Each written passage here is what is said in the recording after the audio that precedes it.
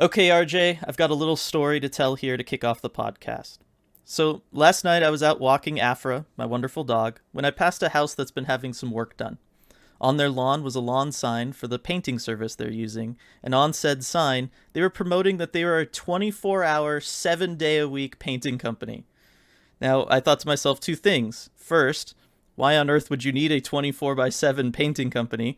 The best I came up with was for office or workspaces where the only time people aren't around is at night. So they come in and they paint overnight, and I guess hope it's dry by the time workers are back in there in the morning. I don't know. But the second thing I thought of was, why can this small local business afford to run their painting company 24/7 and the NHL can't seem to figure out how to upload highlights from the Kraken's preseason games? Or stream the game so fans like me who were not in attendance and are cord cutters and thus didn't have access to Kong or anyone not in the area watch the game. Through through one means or another, I could watch every other NHL game played last night, Saturday night, but the Kraken one. That was the only one I couldn't watch, and I couldn't get any highlights or even the real-time scoring from that game on the app. It's been like this for all three of the games held at the local WHL barns, and I really don't get it. On our last video we released Thursday, we got a ton of comments from fans of other teams or fans from other countries talking about how they've been watching the streams and how excited they were to watch the Kraken, how for some it's been reigniting their passion for hockey. So I wasn't just disappointed for myself, but also for all the other people who didn't get to watch the game last night. And I hope this isn't a problem in the regular season. It shouldn't be, based on how all the streaming rights and everything are handled. But with the NHL, you never know. Now, I will add, thankfully, I was able to watch the game this morning because a friend had recorded it on a DVR, so I was able to watch the game, so we could talk about it later. But still, it was really disappointing last night. But now that my rant is done, RJ, you were at both the Everett game as well as the Kent game last night. What was it like to be there? Well, I could say it was certainly a much better experience than trying to figure out ways to watch the game. I was kind of texting you throughout, and I could tell you were having some difficulties with it. But it was a great atmosphere at both venues.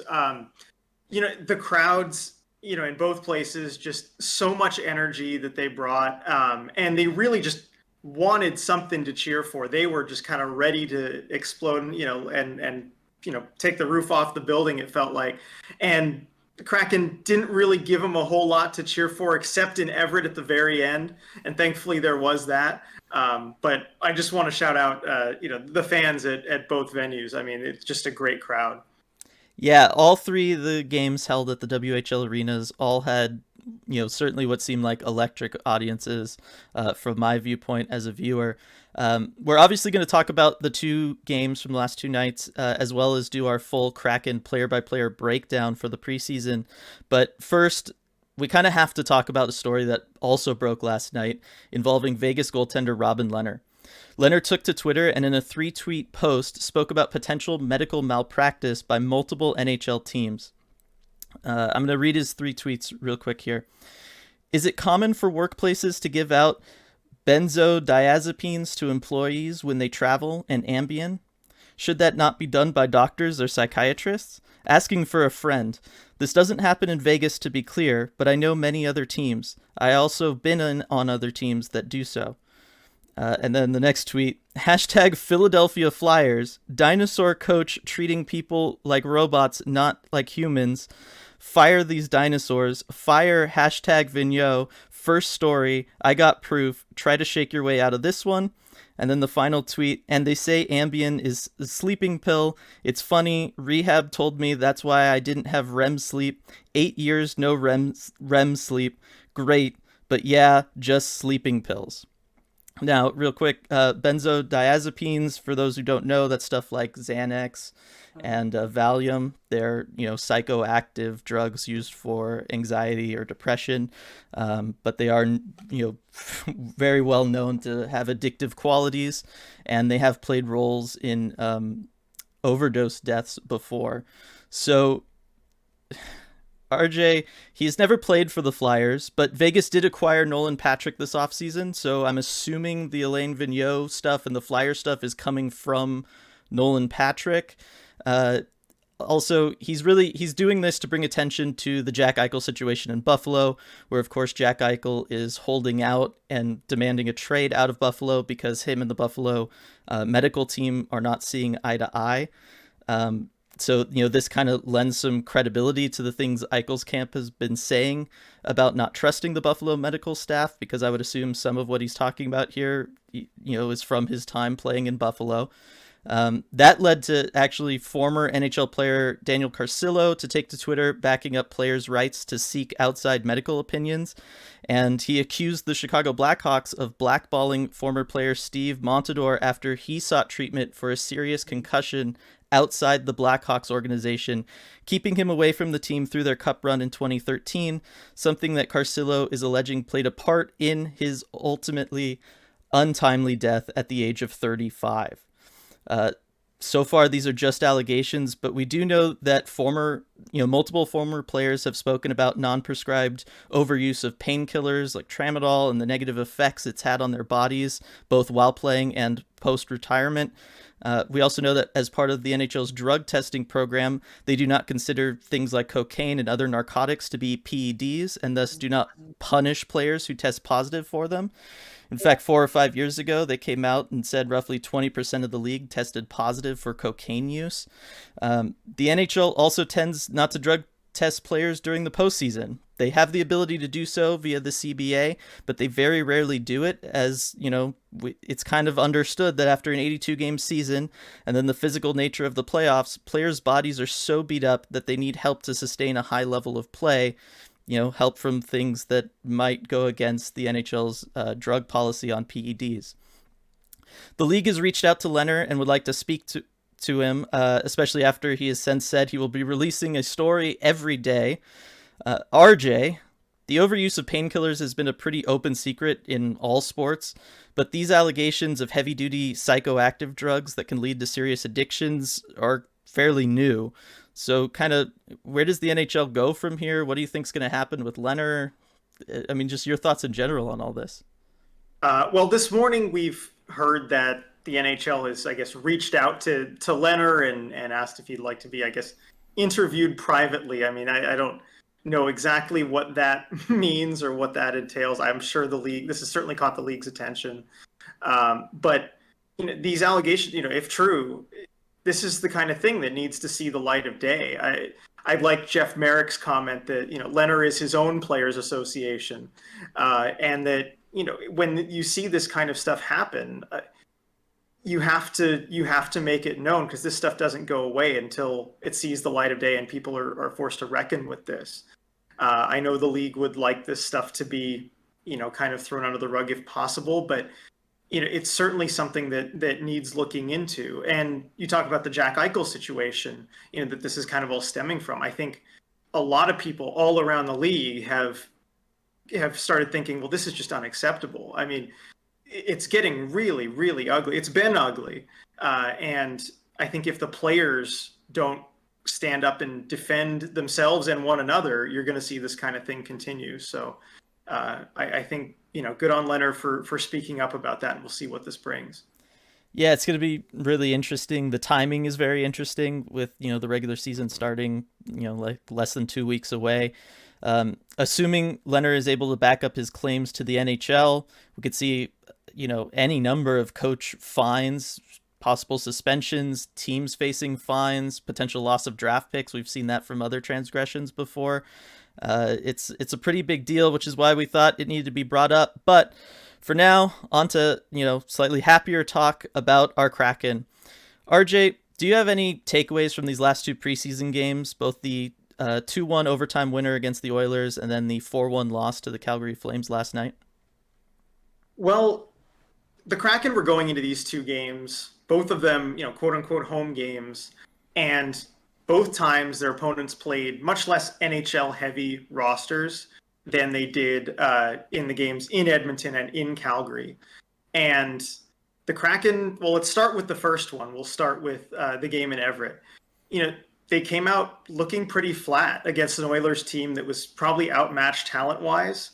I mentioned that the crowd in Everett, just wanted something to get going. And While Philip Grubauer was good, very, very good early, there wasn't a lot, offensively to get the crowd excited about. They did manage to tie the game with under a minute to go and win in overtime, which is great. I'm so glad that, the Everett fans got to see that and you have end the game on a high note. But it did raise, a few concerns, about the level of play against an Oilers team that didn't have a lot of NHL regulars. Yeah. Yeah, no, that game, I don't know. Maybe the Oilers just have their kryptonite. I don't know exactly what it is, but I mean, at least they were able to come away with the win. They hung in there. They stayed with it, and eventually they were rewarded for that. And then last night in that Calgary game, that was a bad game to watch. I'm just gonna say it. It wasn't very enjoyable, was it? No, I guess kind of glad you had the same takeaway as I did. Yeah, I mean, the Kraken played very well in the first period, got a lot of high danger scoring chances. Opposing goalie, Daniel Vladar, looked great. And that started to become a theme, I guess, just of those two games where, the opposing goalie looks very good. And then the Flames score late in the first. It kind of kills the momentum. And then, Daryl Sutter coach team kind of falls into that trap, doesn't allow a whole lot defensively from then on. And Flames skate away with a 4-1 win.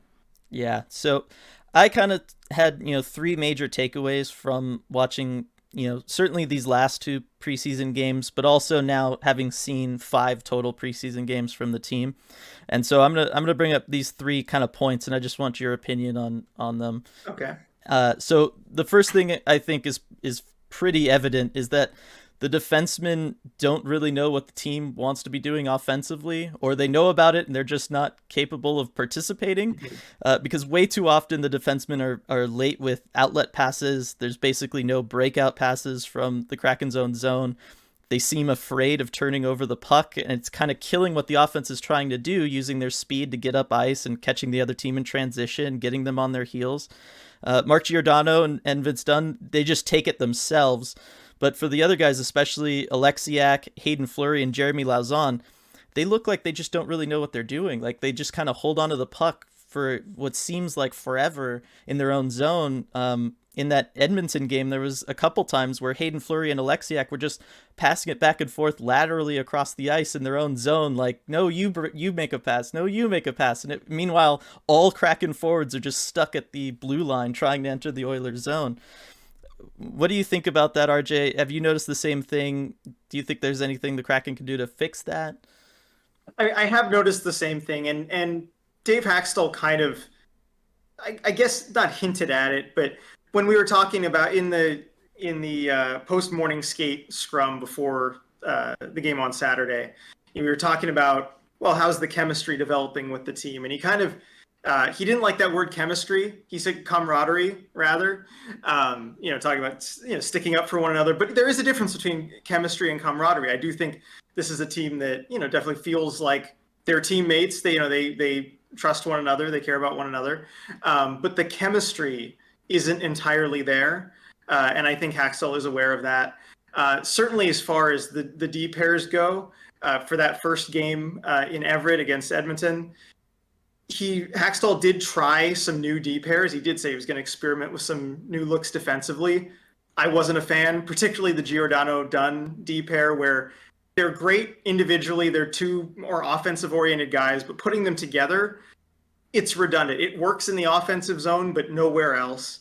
And then it leaves the other two D pairs as just two defensive-oriented guys who kind of struggle to get the puck out of their own end to move the puck and certainly to play with it in the offensive zone. Yeah, kind of staying with the defense real quick. Last night in the Calgary game, and we are recording this Sunday afternoon to be released on Monday, so when we say last night, it is last night for us. I know it's not for you guys, the listeners. But last night, 3 of those 4 goals scored by Calgary were scored by, essentially screening the goaltender, right? Drieger didn't really have a chance on 3 of those because he just couldn't see anything. There was so much traffic in front of him. And I'm kind of wondering why the D hasn't been better about, clearing out that traffic, right? Part of the whole thing with this defense is that all these guys are big, they're strong, they're physical guys. I know the NHL is, cracking down on the cross-checking thing, and that's traditionally always been the way. You clear out the guy trying to screen the goalie, you just cross-check him, you fracture his back, and then he's not screening your goalie, right? But there's got to be other things that these defensemen can do to kind of help limit the traffic in front of the goaltenders, don't you think? Yeah, especially given, like you said, the size that the Kraken have on the blue line. This is something that they should be good at. And I think it just comes back down to the fact that the defensemen aren't really playing with confidence in their roles at the moment. You need to be confident in where your position and where your D partner is, and everything that's going on the ice around you before you can kind of start to shove a guy out from in front of the net before you're in, so you're not looking at the puck and where that's going, and you have to kind of be confident in your positioning and where you are. And I think that's what it comes down to, where the defensemen just haven't, I guess, picked up the systems entirely yet. But at the end of the day, we forget that is to be expected to an extent. This is an expansion team. They haven't played together before. Given Vegas's hot start, we kind of expect it to all just be a finished product right away. And also Vegas, they had a losing record in their first preseason. That's something a lot of people forget given how hot they started out of the gate in the regular season. So I'm not too worried yet, but it's not where it should be. Yeah, and then finally, special teams has been, a big talking point. Power play obviously needs to be better. I know everyone liked Donskoy in the bumper roll last night on that second unit, but personally, I think he should be on the left half boards. His being right-handed didn't always seem to gel with the other guys he was working with in that bumper roll. He was then having to pass on his backhand over to guys' forehand, and I really feel like on the power play for him, his passing is his greatest asset right now. And in tight like that, he wasn't able to totally dish it. And the one goal that they did score on the power play, guess where he was? He was on the left half board. So personally, I would switch him. And I think Morgan Geekie was playing over there. Otherwise, my other kind of fix for the power play, just to try to get things going on there, would be to get Wenberg off the first power play with the first line, because he really didn't look like he had chemistry there. Obviously, he's missed time due to the birth of his child. I'd replace him with Ryan Donato, because Ryan Donato right now seems to be one of the only players in this lineup who wants to be a trigger man. And, I think loading him up on the right half boards there and just letting him rip it and throw pucks on net, I think is kind of what this power play might be missing. Yeah, and before Wenberg came back, Donato was the guy there on that first unit. They moved him off when Wenberg came back. And I understand wanting to give Wenberg a try there. He's a very talented player. But I do have to agree with you. I think Donato is better in that spot, at least for now. He's kind of eager to earn a role on this team, and he's not afraid to shoot, and he's got a great shot. I still think Donskoy is better off in the bumper position and Geekie on those left side boards. And it's because I like Geekie's shot. From the bumper position, you can't take advantage as much of Geekie's shot, which I think we're going to see a lot of this season. And Donskoy just doesn't have a powerful shot. Passing is the asset, as you mentioned. But that can be a spot on the boards to have a trigger man. And I just don't think Donskoy can do that. He did have a few awkward times where he was receiving the puck on his backhand, but he made it work okay. And it's a lot of the times because it was moved over to that left side where he had to play on the backhand. But on the right side, he's playing it on his forehand. So, which you're going to get that for anyone given their handedness in the bumper roll as a central position on the ice. That's just something you're going to have. Yeah. But those were just kind of some general thoughts I had from, basically the preseason as a whole. Thank you for indulging me and, given some good answers. But I think now we should move on to the thing that I'm sure most listeners are here for, which is our, player by player breakdown of this roster. So we're going to start net out, because all great championship teams are built from the net out. So RJ, we're going to start with Philip Grubauer. What'd you think of him so far through the preseason? What have you seen? Likes, don't likes? He's been solid. And from the start of training camp, the very beginning, first couple days, I saw him in net, and he was too many pucks were going in the net, basically. He looked kind of small in net. He wasn't moving very quickly. But as soon as there was that scrimmage, he looked excellent. In any kind of game situation, he is just dialed in and ready to go. And that's as advertised, right? That's what you think you're getting when you get Philip Grubauer, and he's given the Kraken a chance every time that he's been in the net. So I've been totally happy with him. no surprises for me, but that's a good thing given how good he is. Yeah, no, he's made it clear he's the guy. I think I feel very confident moving forward with him. He's played like a guy who's going to keep Seattle in every game that he's starting in net for them. They're going to be in it no matter what. The only time I kind of had issues with him was the beginning of that very first preseason game against Vancouver. And to be perfectly honest, I felt that it was kind of just because the Kraken were so dominant in that first period that he wasn't really able to see any shots before all of a sudden he's got this breakaway opportunity coming in on him. So I just felt like he wasn't able to get into a rhythm in that game, and Vancouver took advantage of it. But the rest of the game, I think he's been fantastic, and I'm very happy with where he seems to be at moving into the regular season. Chris Drieger, not so much. I don't think he's going to lose his spot to Joey Daccord anytime soon, but boy, it's been pretty rough. His positioning's been a little erratic, like I was saying on our video last week. He's kind of playing a little more chaos than control, although he did kind of correct that last night. Again, like I said, last night, 3 of those 4 goals weren't totally on him. He was having to fight through traffic, trying to see the puck, had a hard time. But it's just hard because I felt like that was his opportunity for a big bounce back performance, and then maybe the team didn't really let him have that. It was, and they kind of set it up that way, right? You had the goalies switching for the third period, in the previous games, and then Drieger's going to get the full game because this is kind of his bounce back moment, and then allows 4 goals on, was it 13 shots? That's not ideal, and as you mentioned, a few of those there wasn't much he could do about, but I think he did improve his positioning. It was better, but there were still some pucks that just kind of found their way through him, not necessarily around him, but through him, which has been another problem so far this preseason, where he's just been, I guess, a little bit leaky, through the arms, through the legs, that sort of thing, where you didn't see that from him last season. But I think you still have to qualify all of this with goaltending is just weird, right? And it can be up and it can be down, and guys have hot streaks, guys have cold streaks, and that's just something that happens. And that's why the Kraken have 2 great goalies, so that if one of them has a cold streak, boom, you can turn to Philip Grubauer.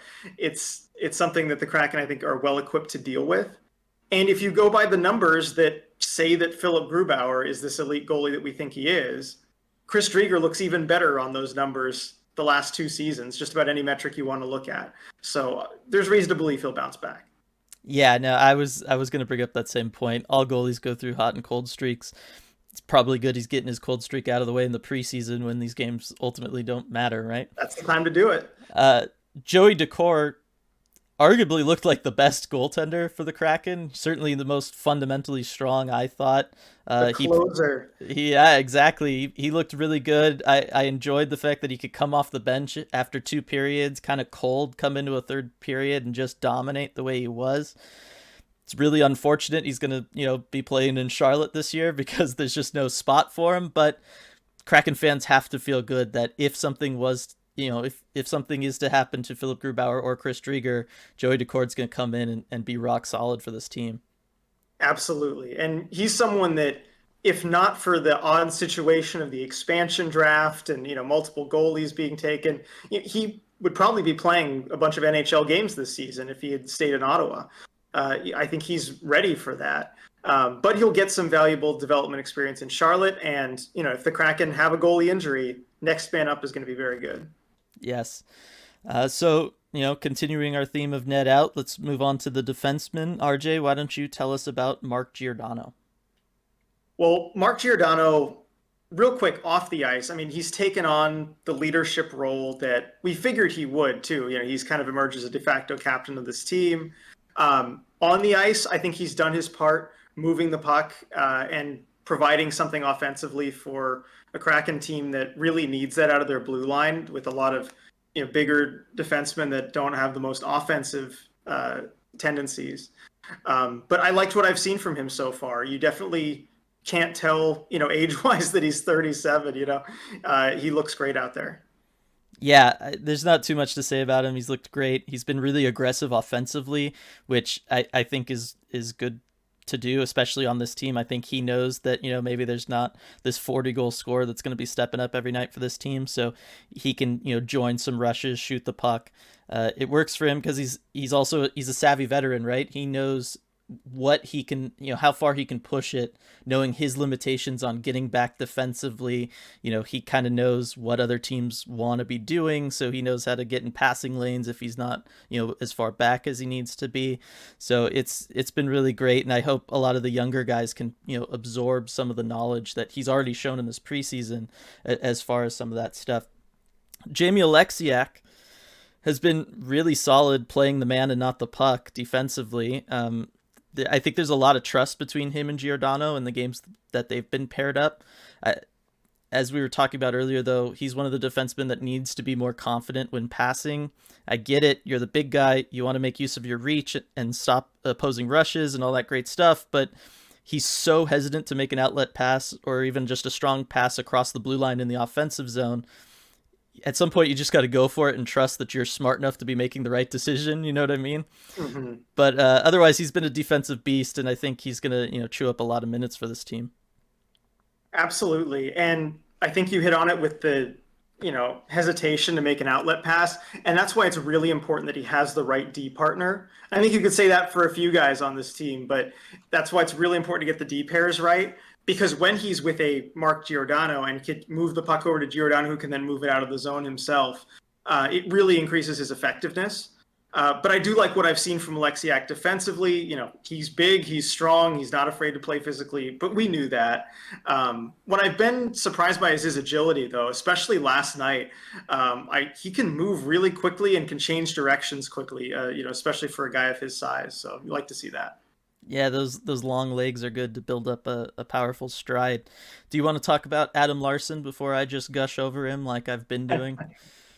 Yeah, I mean, I'll let you have the floor for most of this. I will just say, you clued me into it. I'll let you, explain. But he really does bring everything together as far as the D pairs, and you saw that for the first game in Everett against the Oilers when they didn't have him, where the D pairs just all felt wrong. And I was texting you. I said, these D pairs, I'm not a fan. Like, this is not going well. And you're like, yeah, they just need Adam Larsson. Slot him in here. I'm like, yeah, that would fix everything.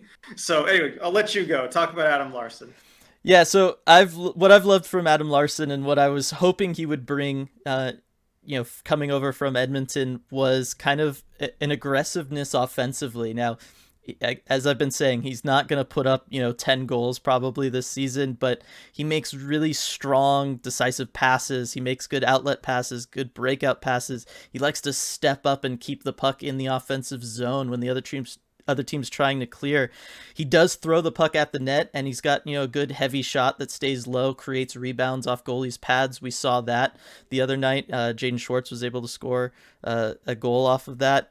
So I just think he's going to be the key guy for this team. I think it's been great to see him with the A on his chest, showing that he is, kind of in a leadership role on this team. And I think, yeah, he's looked good kind of paired with anybody he's been paired with. I just think he's going to bring a lot, and, he's no slouch defensively either. So I've been really happy with him. Moving on to the next defenseman, Vince Dunn. Boy, is he playing aggressive, RJ. Like, you'll just see him. He's like below the goal line in the offensive zone sometimes. It's I love it. It seems like Hackstall must be okay with it, I guess. Yeah, he's drifted in deep there, like I said, but I don't know. It's just cool to see a defenseman have a net front presence sometimes. But really, he's been everything we've wanted from him offensively. Obviously, he had that power play goal last night on that, rocket of a shot. I like the way, again, he steps up, tries to keep the puck in the zone, keep offensive possessions going. But yeah, maybe a little too aggressive at times. Yeah, but I still like to see it. That's what we wanted from him, right? Because no one else on this team is going to do that. I mean, it's probably good that no one else is going to be a net front presence as a defenseman, but especially as a power play quarterback, that's what was great to see last night, is him being effective in that role too, and scoring the goal. I thought it was well deserved, because they had a lot of great chances that ran through him prior to that as well. Yeah, certainly, in all the game situations I've seen, he's brought what he needs to bring to this blue line. Yeah. So now we kind of get into, there are two starting spots left and maybe 4 or 5 guys to fill them. So do you want to start us off with Carson Soucy? Yeah, Carson Soucy, he's another one of those big guys, physical guys. They have a lot of them on the blue line.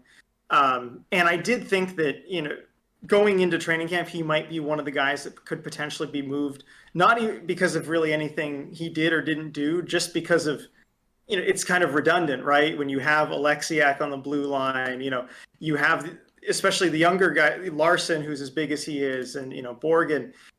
Soucy is another guy who basically does that. And being up close at training camp too, man, he is giant. Like there are a few players that surprise, and I knew Soucy was big, but man, he's a big guy. But I think he's played fine. He needs to be paired with a puck mover, though. That's another one of these things. You need to pair him with a puck mover because he's not going to do it himself. He was paired with, was it Lauzon or was it Hayden Fleury? It was one of those Hayden two. Fleury. It was Hayden Fleury. Yeah, he was paired with Hayden Fleury for that game against Edmonton, and just neither of them could move the puck out of their own zone. They were trapped in their own zone for a long time. They were good at kind of clearing guys out of the front. They were good at winning the board battles, but once they did, that puck just couldn't get out of their own zone. So I think he's another guy who you have to pair with a puck mover, and the Kraken already have a shortage of those. So I don't know. What do you think? Yeah, it's a shame because I actually liked his and Hayden Fleury's chemistry together. I thought they played really well defensively. They both seemed to know where the other one was going to be in their own zone. But yes, as you said, it was just kind of rough to watch them being trapped back there. I do think he's at least tried to make some passes, unlike some of the other guys that we've talked about. He's trying to take initiative. It looks like, maybe he's trying to make it a point of emphasis to work on that aspect of his game, because really that's the only aspect of his game he needs to improve on. He's been super solid defensively. He's maybe a little slow at times, but he makes up for it in his positioning, and he's clearly smart about what the other team wants to be doing. He knows how to use his reach, how to use his body. So, I think if he can figure out the offense and making those passes out of the zone and build up some confidence there, I don't want the Kraken to move him. I think he'd be a really good, focal point of a third D pair. And I want to add that of these guys that, from him on that we're about to talk about, I think he is, in a vacuum, the best player right now. Mm-hmm. I will say that. Yeah, I agree with that. So this, I think, is going to be our first, pretty controversial, between you and me guy, and that's Will Borgen. I'm not a fan of him, and I'm not a fan of how he's played. Before even the game last night, where I got to see him a little bit more, I just thought he played slow. Obviously he played in that blowout Oilers loss, so everybody looked slow in that game, going up against guys like McDavid. But it just felt like he was kind of slow thinking the game, not just getting back at times. He played well, but it just felt off to me. I just don't think he's fast enough to take some of the chances that he does, particularly like trying to step up offensively, keep pressures going, because if he misses it, which does happen, or if, he does have a pass and he, it's not a strong pass, it gets intercepted, there's no way he can get back fast enough. I don't know. He plays physical, but he doesn't play as physical as he could. So it's just, I feel like as far as on this third pair, I definitely would put Carson Soucy above him, and I might even put Hayden Fleury above him right now based on how he's playing. But I know, you liked him, and a lot of people in the comments of our last video liked him. So tell me, what am I missing, RJ? Well, I think it's more of a preference issue for you I think you want the safer guy. I think you want, the guy who's going to look a little more solid defensively, even if it means that he's not taking chances. And I look at Borgen in the context of this Kraken blue line, and I think he has more of what they need rather than what they have. If you had another team that had just a bunch of offensive guys who were taking risks and moving the puck, then I think Borgen might not be as good a fit there. But I think he kind of fills in the gaps that the Kraken need. I like that he's willing to take some more chances, even if he gets burned on some of them. And again, he's a young player. He only played, like 10 games last season. So these are things that he needs to learn, but I like what I'm seeing as far as the upside. I think he's willing to get more involved on the rush, and I like what I've seen from him there. He's moved the puck past a few defenders at times and have helped created something offensively. I don't know if you saw this play last night, on the rebroadcast, but he found his way, kind of by the front of the net because he had pinched up on the rush, and a shot came to him that was going like 5 feet wide of the net. And he managed to tip it like through his legs and get it on net. Vladar stopped it. But I was looking for a number because I just, saw the side of him. I'm like, all right, what forward did that? And it was Will Borgen, and I couldn't believe it. Like, okay, I got to bring this up on the podcast. So, yeah, give me the guy who takes some more chances, especially if he's younger. And he can learn to kind of settle down and get rid of the mistakes a little bit. But give me Borgen's upside. Yeah, I can see that argument. I'm gonna counter with Hayden Fleury. Okay. And this may sound odd, but I'm going to start by saying I've never liked Hayden Fleury as a player. I've always been disappointed in him because, oh my gosh, the dude has an amazing slap shot and he refuses to use it. And this has been a gripe I've had about him going back to his major junior days when he was drafted by Carolina. I was just like, why does this guy not shoot the puck more? I've never understood it. I don't know. I thought he's playing pretty good D right now. I don't know. Maybe it is like you said. I'm more conservative by nature when it comes to this. I think for a third pairing, maybe that's probably the way you'd want it to be. You don't necessarily want a Will Borgen who's thinking he's Vince Dunn and can have that net front presence and tipping the puck. But I don't know. I just feel like with Hayden Fleury, his defense is solid enough. He knows how to use his big body, how to use his reach and stuff. If he just focused on offense, and again, this is something I've said about him for years now. If he just focused on offense, if he focused on taking shots, I just feel like he could really finally ascend to that like kind of first round, top half of the first round draft pick that he was so many years ago. So, you counter with Hayden Fleury, and I have no gripes with Hayden Fleury. I think he's been solid defensively. Again, like you said, need to use the slap shot more. But I counter that with the Hayden Fleury Carson Soucy D pair, on Saturday against Edmonton. I just think if you look at what the team needs, again, it depends. I think they're going to move out a defenseman. I don't know who it is. But I think Borgen kind of brings more of what's missing, and Fleury and Soucy is just redundant at this point. But I do like Fleury. I thought he's played well, and he certainly looked more mature than maybe a Will Borgen or a Jeremy Lauzon. We'll get to Lauzon, in a second. But I think he's looked the most mature of the three. So yeah, I have no knock on his game so far. Yeah, and when it comes to who should be moved out, kind of Soucy is the only one on my list as like the guy I really don't want to see them move. Otherwise, I say go ahead and if Borgen gets you the highest package, go ahead, trade him. If it's Hayden Fleury that gets you the best return, go ahead, trade him. Lauzon, same thing. I just think, unless the package for Soucy is pretty substantially better than a package for one of the other guys, I think you hold on to Soucy, and then any of these guys should be the person moved out. You mentioned Jeremy Lauzon. He's not playing well, RJ. Like, no, he's not. Yeah. I don't know. I was really rooting for him too, because I know that he's the type of player that could be very valuable in the playoffs. He does have that edge to him, and he showed that in the preseason games occasionally, where he's willing to battle with guys along the boards and kind of give that extra shove and whatnot. But aside from that, he just hasn't looked very good defensively, and then hasn't moved the puck very well. I have been disappointed, I think, by his game. Yeah, these next two defensemen that we're talking about, including Lauzon, are really the poster childs for, I feel like, at times trying to do too much. I feel like when it comes to Lauzon, though, he's trying to do too much, but he's not even getting past the the thinking about it phase. Like he's like, okay, what play should I be making? Meanwhile, the play around him has already passed him by, kind of.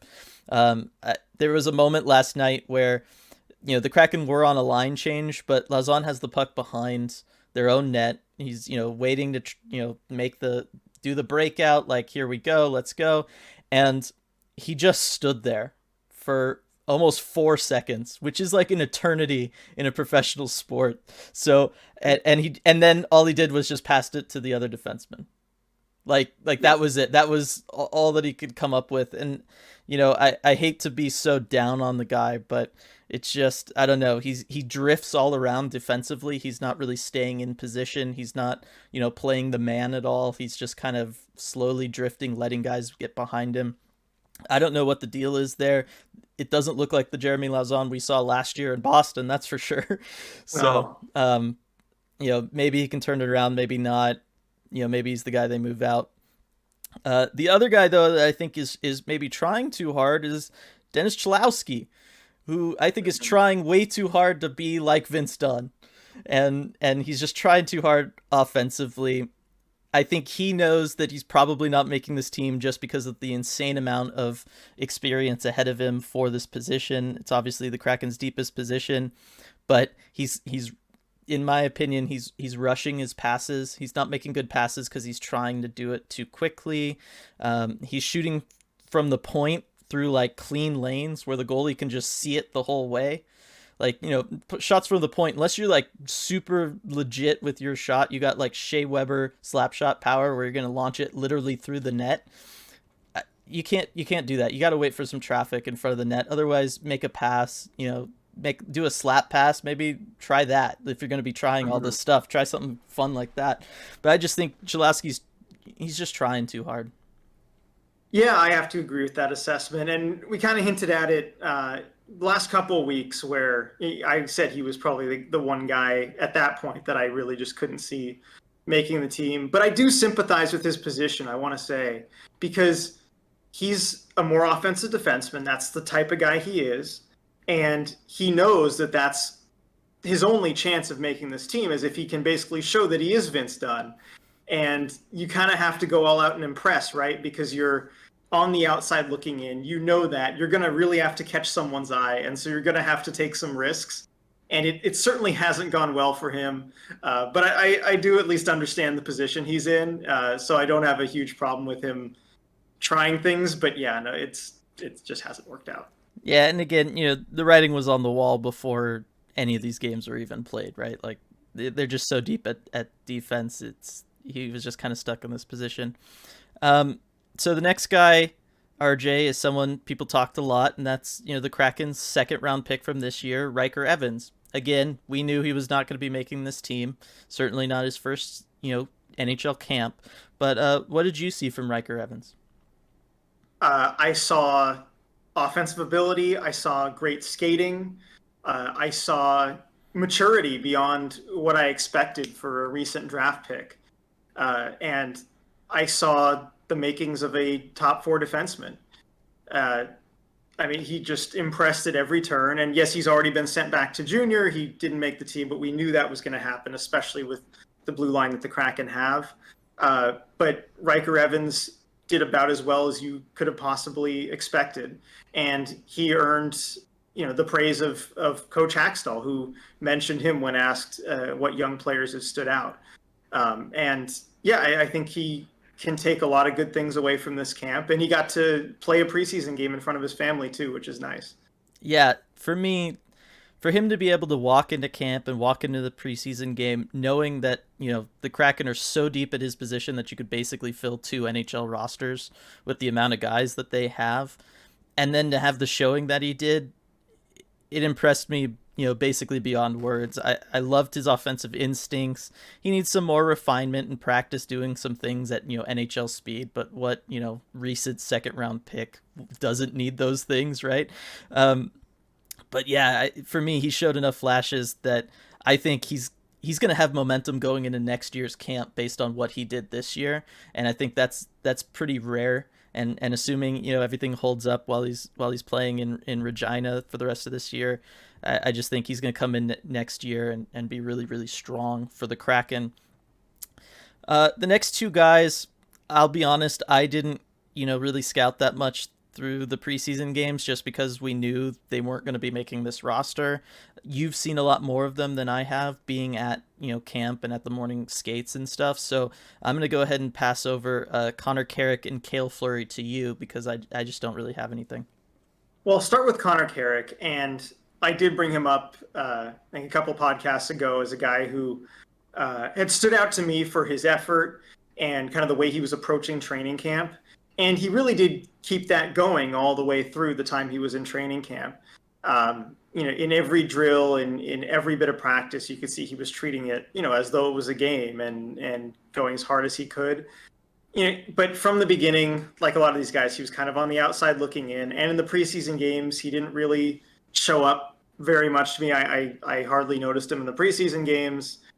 And it's tough, right? I think he kind of almost did the opposite of what Chalowski had done, where he wasn't willing to risk looking really bad, defensively or taking unnecessary risk and hurting the team to try and stand out and impress. And I think, at the end of the day, that you could probably look at that as a good thing, and speaks to the kind of player he is, where he's, always willing to put the team first, even when it means passing up, opportunity to like pinch in individually and maybe make a good play for yourself. But he's definitely going to be a great leader with the Charlotte Checkers. And I think it's great that the Kraken have him in the organization.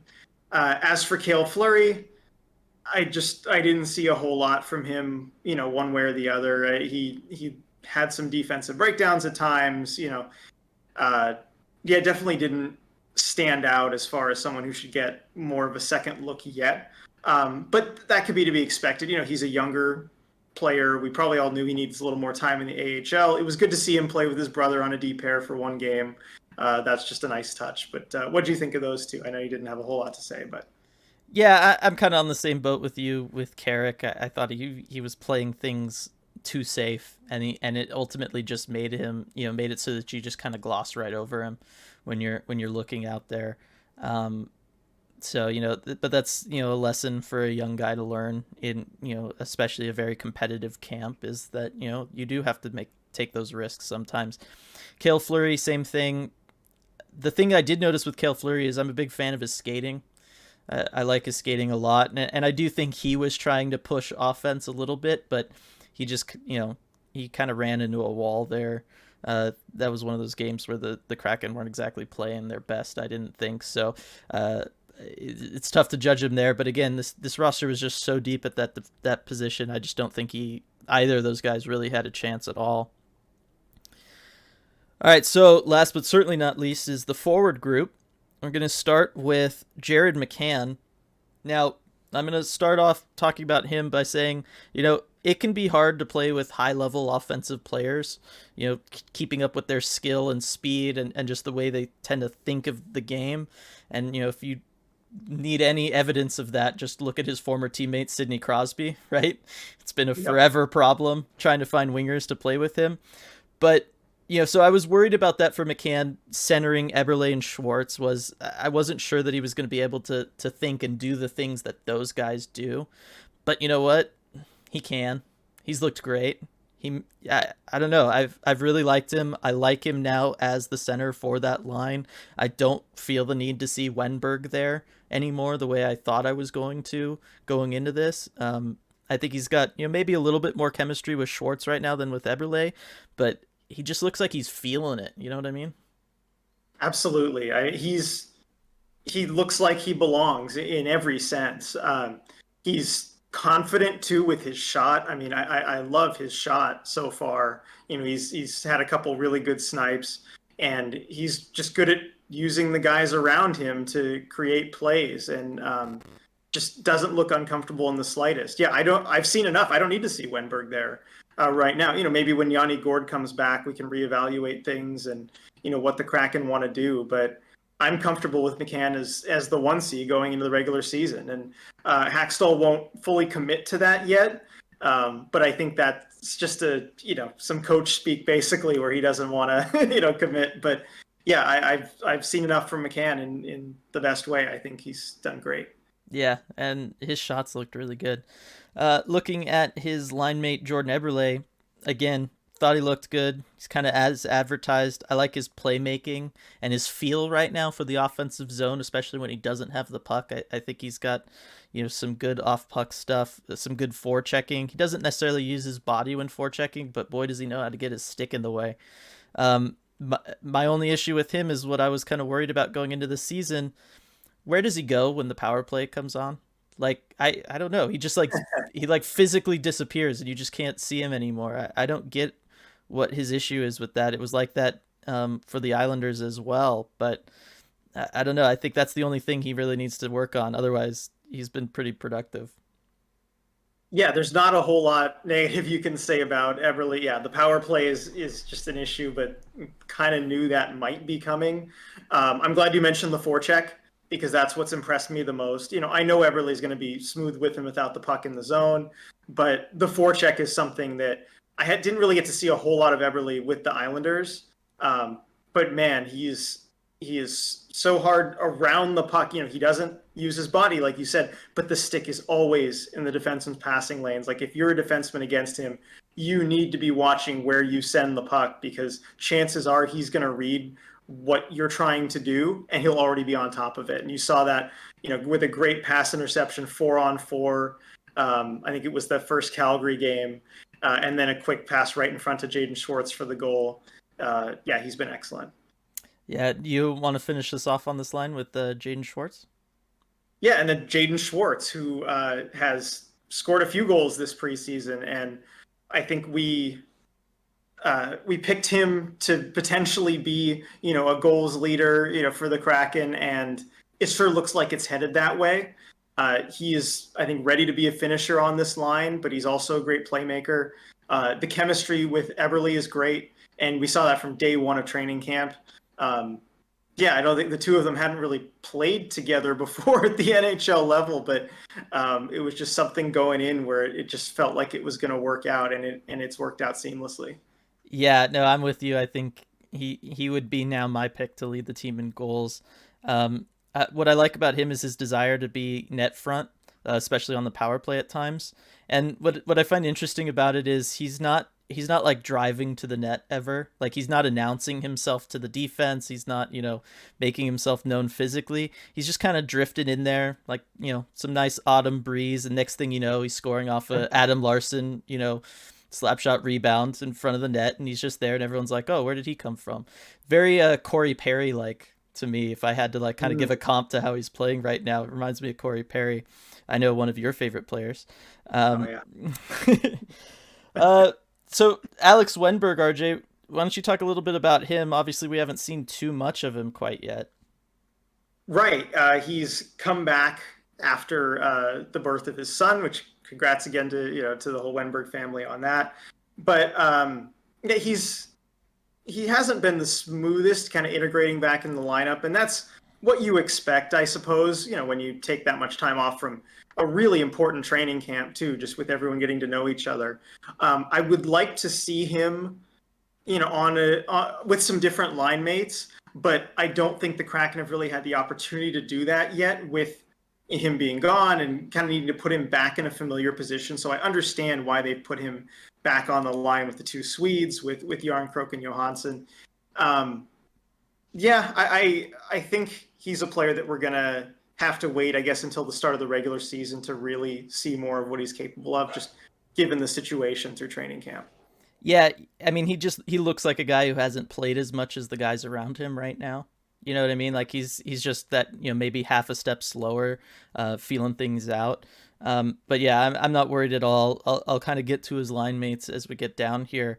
But let's start with Calle Järnkrok, who I feel like in these last couple games he's had is finally starting to look like himself. I was a little worried after those that first preseason game or two. I really like him with Wenberg. I think they have really good chemistry. I think their style, their two-way stuff is very built on fundamentals, and they want to play like this fundamentally strong game and a very cerebral type game, and that's Calle Järnkrok to a T. I've liked his net front presence, his forechecking. It's all been good. He's more about, again, kind of like with Eberle, he wants to disrupt what you're doing rather than kind of grind you down. But again, that can be just as frustrating. And with this team that is so, built more like we want to grind you down with a lot of the depth forwards they have, it can be a nice curveball sometimes. Guys or maybe, holding on to it, thinking they're going to get hit, and then all of a sudden he swoops in and steals it or something. I don't know. Maybe I'm, a little too far out there, but what have you seen from Yarncroke so far? I know you're a fan, stylistically of Kalle Yarncroke, and I certainly do appreciate it, especially seeing him work off the puck in the defensive zone and taking the puck away from guys, which is something that is he's just really good at, and we've known that. But yeah, I agree. I like the chemistry with Wenberg. And it's tough for Yarncroke because he's had to move into center in Wenberg's absence. So he's had to take on that responsibility as well. And now moving back to wing these last couple games with Wenberg taking over at center. So he's had to perform multiple roles already through just training camp in the preseason. And I mean, just to look good while doing that still is impressive in its own right. And he's a plug and play guy. Wherever you want to put him in the lineup, he's going to bring what he brings. And I think the Kraken are lucky to have that. Yeah. Now I'm going to go into some stuff with Marcus Johansson, but before I do you want to give your thoughts on him real quick? I'm interested to see what you think. He's kind of been all over the place. I'll notice a good thing, a bad thing, in especially where he's slotting on the power play. I just don't know where that fits. I'm help me make sense of this, Dylan. All right, so I've actually thought overall he looks pretty good. I've been impressed with him so far. I just hate him with Wenberg and Yarncroke. He plays a completely different game where they're more fundamentals. He's a little more up tempo than they are, and he's a little more, free flowing with things. He wants to work off of what's happening around him, right?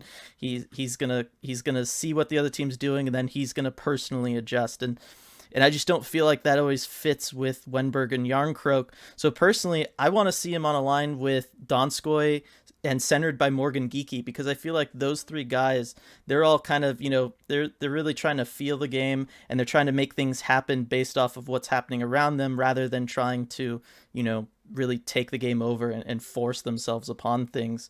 And so I just haven't felt that he's fit in well with Wenberg or Yarncroke, but I do think he's playing well right now. Interesting. I like that idea of putting him on a line with Geeky and Donskoy, and we'll get into those two later. So I'll leave it. But interesting idea. Yeah. Well, I mean, we don't have to wait too long. We can move right in. Morgan Geeky, one of the biggest surprises of both camp and now the preseason. Dudes look fantastic, RJ. Oh, absolutely. We were scratching our heads a little bit at the very first, at the expansion draft, wondering, and I think the takeaway we had was, well, Ron Francis must know something because he's seen a lot of Morgan Geeky. And so he must see something, he must know something. And well, I mean, here it is. I think we could all see exactly what Ron Francis was thinking there. Even again, last night, with the offense kind of struggling later in the game, Geeky, had another great play where he turned a defenseman around like nothing and almost sent it to Donskoy for a highlight reel goal. He's just looked dangerous, very dangerous offensively, and I think he's poised for a breakout. I know we said it before, but Kiki's got to be the breakout forward for the Kraken. Yeah, it really makes you wonder about all those people who graded that pick from Carolina, D with like D grades maybe. I don't know. I'm sure glad I wasn't on the record with that one. Yeah, no, and all I could think of when they drafted him was I was looking at his numbers and I was like, well, he's pretty good, on face-offs. Maybe they just want a face-off specialist, Morgan Geeky. Let's go. But yeah, he's proven to be a lot more than that. I like the way he's playing, just all the way around. There's not much to actually say. He's just playing really, really well. I'm going to go ahead and throw in Ryan Donato here before we get on to Donskoy, just because I feel like he's the guy I want to see up with Wenberg and Yarncroke right now. As we talked about earlier, he's clearly okay being the trigger man right now, certainly on the power play. He's kind of taking it upon himself to be an offensive guy, and I think that's probably because he knows this is his last good shot to, get quality minutes on a team and even potentially just stay in the NHL in general. And I'm happy for him that it's all working out. He could be a little more physical when he's trying to forecheck. He doesn't quite have the kind of defensive smarts that maybe Eberle or Yarncroke have as far as getting their stick in passing lanes and some of that, pressuring guys, trying to force turnovers. So I'd like to see him use his body. He's not a small guy. But otherwise, his shooting aggressiveness, I really like him. It'll be interesting to see when Colin Blackwell comes back, someone we haven't really talked about because he's been injured. When he comes back, how that's going to affect Ryan Donato, Nathan Bastian, some of these wingers that we're going to be getting to in this little bit. But for right now, I think Donato has, planted his flag. He deserves to be on this roster, and I think he could be fairly high up in this lineup. Agreed. And I want to say I really like how both the Kraken and Donato have handled kind of the whole situation with bringing him in. You see these types of signings sometimes where there's a guy who has some offensive promise, maybe doesn't play as good of a 200-foot game as you would like, but you're bringing him in around league minimum usually on this kind of, low risk, high reward type signing. And one thing I think I see too often for those type of signings is the team never really gives the player enough of a chance to succeed. Right away they kind of put him back in the bottom six, which is the problem, in the first place, because if they're going to have a role, it's with skill guys. And they put him in the bottom six, and they just never really give him a chance to shine. But I love how the Kraken have handled this from the beginning, putting Donato on the top power play unit to start, putting him with skilled players the whole time. And Donato's held up his end of the bargain. He has played really well. He's fine being a trigger man, and he's confident. I mean, it shows the kind of confidence that you can give a player by showing that you believe in him. So I like what I've seen from Donato all around. I think you got to keep playing him with skilled players. Don't make the mistake of, putting him in with, more grinder type guys, because we've seen it time and again. It's going to fail. But I do like that idea of putting him up with Wenberg and Yarncroke. Yeah. So now coming back around to Donskoy, been his usual great self. I like him on this team maybe more in a bottom six capacity than a top six capacity. We knew he was going to be one of those borderline guys. He can go either way. We've seen him go either way before. But just for the style of play that the Kraken have been going with, I think I like him more on a third line. Very fast, high energy. I like that he plays his game when he's out there. Similar to Marcus Johansson and similar to Morgan Geekie right now. And that's why I just feel like, as you were kind of saying, that second unit power play in that Calgary game from last night, it was weird. And I don't think it necessarily worked as a power play, but they also, there was a weird cohesiveness to them that I just think is maybe worth exploring for Dave Haxtell. Yeah, and Donskoy, he's a guy where, again, you can play him in the top six because he has the skill to keep up with those guys, but you can also play him in the bottom six where he can take advantage of mismatches when he's going against forwards and defensemen who are typically at the bottom of the lineup. He has such a skill advantage, such a creativity advantage that he can kind of create looks. And I think that's what we've seen from him a bit when he's been playing in that role. I think in some of the games, he definitely looked like he was kind of out there trying to do things on his own and not gelling with his line mates. So he's a guy who I think I would like to see him, again, tried on a different line. But overall, the skill that we knew was going to be there is there. And I think he's a guy that could step up and score more for the Kraken this season. Yeah. And so now, we're moving down the lineup. We're talking about guys that are pretty solidly in a bottom six role here. Going to start off with Riley Sheahan, who has really surprised. I've just been surprised how much we've seen of him in this preseason.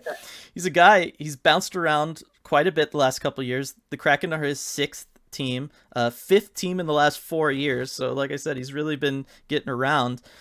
but he's always been productive wherever he's been. He's the kind of guy who kind of comes in, he plays about 2/3 of the game for a team, a healthy scratch a third of the time, just based on matchup stuff like that. But he's always been a serviceable fourth line center. Is he going to be hanging around once Yanni Gourde comes back? That's really the question at this point. I think he's probably shown enough that he can hang on as like the fifth center guy that can, is maybe a healthy scratch, but I think should be on the NHL roster. But what do you think?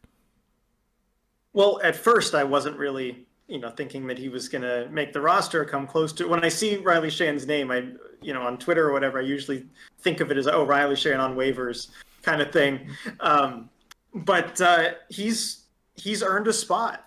Again, you asked, the real question is, will he be there once Gourde comes back? But I think he's a player that the Kraken could turn to against certain opponents, certainly, where they feel like they need a little bit more defensive responsibility, where they need more of a grinding type line. And he's done a good job of working with his line mates. He knows what his role is, especially with Brandon Tanev. You got to know, when Brandon Tanev's on your line, he's going to open up some space for you to do some things. And if you work hard like he does, it's going to have a good result. And I think Sheahan's taking advantage of that. Yeah, and let's just do Brandon Tanev real quick. He's playing like Brandon Tanev.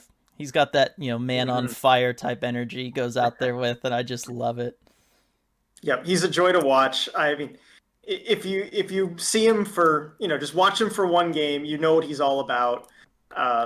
Yeah, definitely becoming a very quick fan favorite in Seattle. I don't expect that to stop anytime soon. So Mason Appleton, RJ, I would say he's come as advertised, high energy, good stick, and, no idea whatsoever what position he plays. I'm pretty sure it's wing. I couldn't tell you which side of the ice because he's just on whatever side of the ice the puck is on. This is something we talked about forever ago when we did our scouting report on him, months and months ago. It's probably pre-summer. It's been so long. But that was one of the things I noticed about him watching him in Winnipeg. He's like a 4-year-old in a soccer game. You know how they just play swarm ball and they all just converge wherever the ball is, all 10 kids, and then they follow it around. That's basically how Mason Appleton plays in the NHL. So in that sense, we're getting what we expected, right? Yeah, and I will say it's difficult, especially early on in training camp when you're trying to figure out the line combos. And Appleton has experience playing at both wing and center. And then you've got Wenberg taking leave and Appleton going on his line, and where the heck does that, does that leave you? So yes, I mean, your observation from our pre-expansion draft scouting reports has still held true. But the other thing to notice, and this is also consistent with those scouting reports, he still loves to drive to the net. And that's one thing I've noticed more in the training camp practices than in the game. But some of the defensemen, he's been the player that they've had the most trouble with because he will drive to the net even in practice and just take it wide and then cut to the middle. And it's almost a surprise that a player's doing that with such intensity in practice. But I still do like to see that from him. I would like to see it more from him in games, though. Yeah, he hasn't. I don't know. It just feels like he hasn't had a ton of time with the puck in general in any of these preseason games. So I feel like we haven't really gotten to see what he can do, what made him, attractive to both of us, for as far as the Kraken, getting him. But yeah, I mean, it's just at the end of the day, I mean, he's always interesting when he's out there. That's for sure. And the mixture of him with Tanev is just really something to watch. Mm-hmm. All right. Now, someone else, we talked about him a little bit back on our video earlier this week. Nathan Bastian, looking like a beast of a forechecker, man. I mean, he just goes in there super aggressive. He'll take contact. He invites it. He wants it. I don't know. I've been super impressed with him, and then he hasn't been that bad, offensively as far as creating opportunities. Yeah, he's fit in really well with the energy line with Sheahan and Tanev. And this is kind of where we projected him, right, as far as what he can do. We saw with New Jersey that he was a good forechecker. He was going to bring size, and he's done that. But, even better than what I thought he was going to do. Plus, in the defensive zone, he blocks a lot of shots. He's not afraid to get out in front of the puck, get in lanes. I'd like to see him a little bit better breaking the puck out of his own zone. That was one thing in Everett where I noticed they had a few long shifts because he kind of missed a pass out of the zone or went for icing. But there's no shortage to compete with him. Yeah, and he's another one to watch when Colin Blackwell comes back. Is where is he going to line in? Because I think at this point he's made the roster. I would think. The other guy who I think has played a lot like Nathan Bastian, and I said I kind of liked him a little bit more, is Cole Lind, who's really surprised me so far through this camp and preseason. Just the energy he brings, how physical he's playing. I really like his off puck stuff. As far as what he's doing in the like neutral zone and in the offensive zone when he's playing away from the puck, it's pretty good, pretty solid. He manages to get open a lot while also creating problems for the defense. I just think Bastion's probably got the edge on him just from an experience standpoint, and just because Colin can be sent down to Charlotte without having to go through waivers. Actually, I want to correct. I gave you some wrong information last time on the video we talked about it. Lind is actually not waivers exempt. Right, but isn't he considered on the AHL roster? Like, it's that whole weird thing where like you can have some. Oh, that's guys... right. Cap Friendly has him down there. We need to we need to get an answer on this like once and for all. Because that was the confusing thing with Cale Fleury too. Mm-hmm. But he did have to go through waivers as yeah, he just but he did yesterday. So, all right, then. I mean, do you think that changes things for Lind? Like, he can't. I don't see where a spot exists for him. I don't either. I don't think he's in these top four lines, and yet I don't know that he's that one forward that you're going to want to keep as as like a 13th forward. I think he might be someone that they do end up having to waive, even if they'd rather not do it. And I agree with you on the assessment of Bastion, being definitely the guy that would be in the lineup now. I think certainly he's the better player right now. Lind, of course, is a good, is younger, and I think he's just a little bit more immature as a player at decision making with the puck and whatnot. And not a knock on him, but I just think Bastion with more experience is the guy who's going to get the nod. So it'd be interesting to see if a team would want to claim him on waivers. Yeah, I mean, if I was an NHL team, I'd take the flyer on him, especially because he was a point per game guy in the AHL last year. Like, he does have offensive skill. He can bring that to the table in addition to all of the forechecking and stuff that he's done. Alexander True, RJ, what have you thought of him so far? Yeah, True, the former Seattle Thunderbird, and it was great. Real quick, it was just great to see him in Kent playing that game yesterday. I mean, that was just cool to see. All the fans of the True chant. They loved having him there, and it was great they put him in the starting lineup. So that was a nice touch from the Kraken. I think True is one of those guys that's just going to need some more time in the AHL. I liked what I saw from him with the Sharks last season, but he hasn't done anything to really stand out to me. I would like to see him use his size more, and that's one issue I had with him with the Sharks is, use that big body you have. He's used it a little bit, but I think there's some situations where he could be a little more physical, where he needs to be. They had him on net front in the power play for one game, and I thought he was all right there, but I think it might have been that 6-0 Oilers game. I forget which game that was exactly, but yeah, I think he's another player who could use a little bit more time. What do you think? Yeah, I think he's definitely going to be in the AHL this year. I kind of thought he was a little bit, like I was saying with Donskoy, where he never quite seemed to fit in with whoever he was playing with. Like it was more like True was out there doing his thing, and then his wingers were doing their thing, and I just never felt like he gelled with anybody, from like a chemistry standpoint, or even just from like a, I don't know. It was like at times he was the high energy one, and other times he wasn't the high energy one, and I just couldn't quite figure out what exactly was going on with him game to game. I don't know if that was something the coaching staff was telling him to do, or if he was just trying to figure it out, but he was just never cohesive with this lineup. Yep. Carson Torwinski, he's been fine, right? Yeah, I think you said it all right there. He's been fine. He hasn't stood out to me as making any huge mistakes, but he hasn't really stood out as doing anything overly positive either. I mean, I should give him a shout out though. First fight of the preseason though, Hmm. it was I think it was Luke Henman. It was the Everett game where Luke Henman took a cross check to the back by the boards. And I didn't like the hit, and Torinsky didn't either, and he went and stood up for his teammates. So there is something to be said for that. Yeah, and really he's been kind of like, for this lineup, he's been the poor man's Nathan Bastian or Cole Lind. Like he's kind of been doing that same thing at times. He goes in and he throws his body around. He's trying to make things happen in the offensive zone. Um, try to disrupt the other team and stuff. He's just not quite on the level of those two other guys. So, I just, again, we're at this point where it's just there's not enough spots for everybody.